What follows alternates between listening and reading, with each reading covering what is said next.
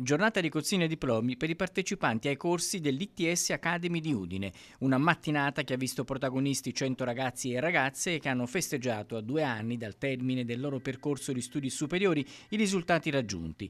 La cerimonia si è svolta al Palamostre alla presenza dell'assessore alla formazione della Regione Friuli Venezia Giulia, Alessia Rosolen.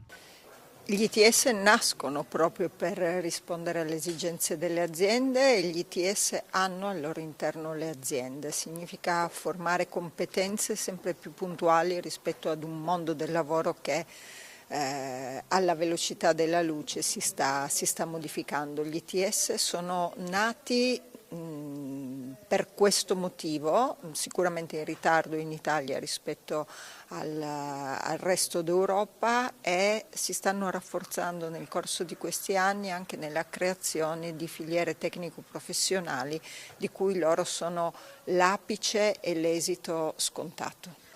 Lei ha ricevuto il diploma per quale settore? Meccatronica. Perché ha scelto questo settore, come è andata e quali sono adesso le prospettive di lavoro?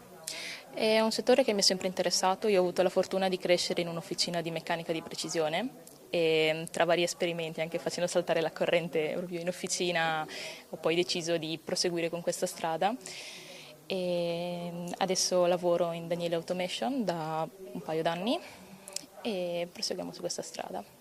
Come noi abbiamo visto anche altre ragazze, altre donne fare questa scelta, sono settori che sempre più non vedono differenze di genere, d'accordo oppure resta da fare in tal senso?